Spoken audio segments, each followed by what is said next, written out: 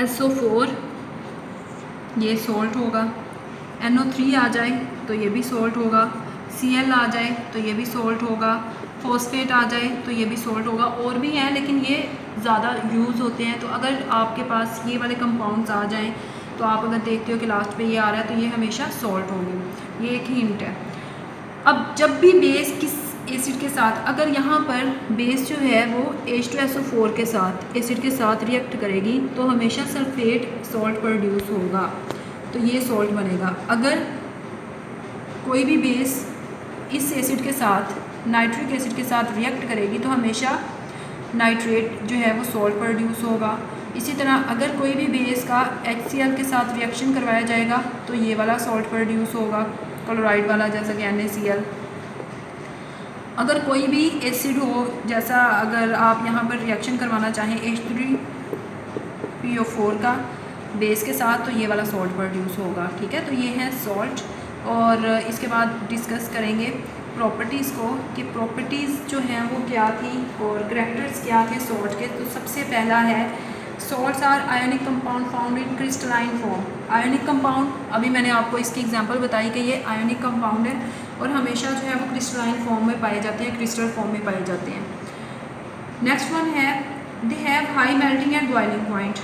इनका मेल्टिंग और boiling point यानी इनका जो इसको बॉयल करना है अगर या मेल्ट करना है तो वो बहुत ज़्यादा दर्जा हरारत पे जाके ये बॉयल और मेल्ट करेगा। उसकी वजह क्या है? क्योंकि ये बड़ा एक स्पेसिफिक अरेंजमेंट होती है इनकी, पॉजिटिव नेगेटिव, नेगेटिव पॉजिटिव। अगर आप देखें तो इस तरह से ये जो है ना एक स्पेसिफिक ऑर्डर के साथ जो है वो जुड़े होते हैं, तो इसको तोड़ना एक डिफ़िकल्ट होता है, तो इसलिए इनके मेल्टिंग और बॉइलिंग पॉइंट ज़्यादा होंगे। नेक्स्ट वन है most of the salt contain water of crystallisation which is responsible for the shape of crystal. अगर आपने देखा हो जैसे कॉपर सल्फेट, तो ये 5 वाटर के मॉलिक्यूल है।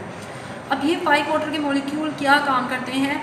ये 5 इसको आप चेंज नहीं कर सकते और इसको बढ़ा नहीं सकते, इसे कम नहीं कर सकते, ये स्पेसिफिक ही होते हैं और ये हेल्प करते हैं किसी भी सॉल्ट की शेप को मेंटेन करने के लिए, विच इज़ रिस्पॉन्सिबल, या फिर किसी भी क्रिस्टल की शेप को मेंटेन करने के लिए ये वाटर मॉलिक्यूल बहुत ज़रूरी है। Number of molecules of water are specific for each salt, they are written with the chemical formula of a salt. अगर इसके साथ 5 हैं तो 5 ही आएंगे। इसी तरह कैल्शियम सल्फेट जो है CaSO4, अगर इसके साथ 2 हैं तो वो 2 ही आएंगे। तो वाटर ऑफ क्रिस्टलाइजेशन का काम होता है उस सॉल्ट को शेप देना, तो उस सॉल्ट को जो है वो शेप प्रोवाइड करते हैं। इसकी मैं आपको स्ट्रक्चर दिखाती हूँ कि कॉपर सल्फेट जो है इसका स्ट्रक्चर किस तरह से ये 5 जो वाटर मॉलिक्यूल है किस तरह से उसको सराउंड करता है, ये देखते हैं। इसका स्ट्रक्चर होता है इस तरह, कॉपर सल्फेट,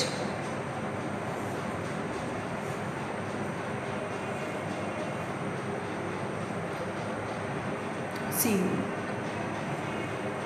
अब यहाँ पर कितने हैं? 5 वाटर के मॉलिक्यूल हैं। तो पहला जो है वो यहाँ पर वाटर का ये स्ट्रक्चर होगा H2O। इसी तरह H2O, यहाँ पर आएगा H2O, एक यहाँ आएगा और एक यहाँ आएगा। तो ये आपके पास कितने 1 2 3 4 एंड 5, तो ये है 5 वाटर मॉलिक्यूल। ठीक है, जिसने किस क्रिस्टल को शेप दी? कॉपर सल्फेट को। इसी तरह अगर आप कैल्शियम सल्फेट का करना चाहें तो यहाँ पर कैल्शियम आ जाएगा और यहाँ पर 2 मॉलिक्यूल्स आ जाएंगे, ये 2 आ गए। तो जितने वाटर मॉलिक्यूल्स हैं, वाटर ऑफ क्रिस्टलाइजेशन है, तो वो उनको चेंज नहीं कर सकते, वो उसकी शेप को मेंटेन करने की हेल्प करते हैं। Salts are neutral compounds, they do not compose of equal number of positive and negative ions but have equal number of positive and negative charges. अब इसकी एग्जांपल जो है वो यहाँ मैं आपको बताती हूँ, उससे आपको क्लियर होगा कि किस तरह से ये पॉइंट क्लियर हो रहा है। आपके पास है MgCl2, Mg मैग्नीशियम और ये क्लोरीन, 2 क्लोरीन। अब मैग्नीशियम ने जब इलेक्ट्रॉन आपने इसका स्ट्रक्चर देखा था शेल और सब शेल का, वहाँ पर आपने ये चीज़ पढ़ी थी कि किस तरह से इलेक्ट्रॉन डोनेट होंगे और किस तरह से इलेक्ट्रॉन वो एक्सेप्ट करते हैं। तो यहाँ पर मैग्नीशियम के ऊपर पॉजिटिव +2 चार्ज आएगा। क्यों? क्योंकि इसने एक इलेक्ट्रॉन जो है वो इसको दिया और एक इलेक्ट्रॉन इसको, तो यहाँ पर इनके ऊपर -1 और इसके ऊपर भी -1। अगर यहाँ चार्जेस देखें +2 और -2, चार्जेस क्या है? सेम, ठीक है, चार्जेस यहाँ पर इक्वल है। लेकिन कैटाइन और एनाइन क्या है? कैटाइन इसमें कितना है? 1, ये कैटाइन है, ठीक है, जिसके ऊपर पॉजिटिव चार्ज है। और एनाइन कितने हैं? 2, ये एनाइन है।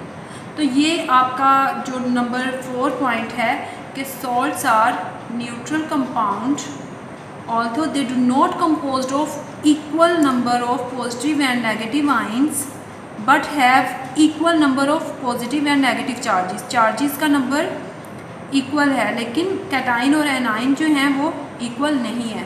तो ये है इसकी प्रॉपर्टीज़। आपने सॉल्ट का डेफिनेशन करनी है, प्रॉपर्टीज़ करनी है। नेक्स्ट इंशाल्लाह इसकी प्रिपरेशन और मेथड डिस्कस करेंगे। Thank you so much for watching.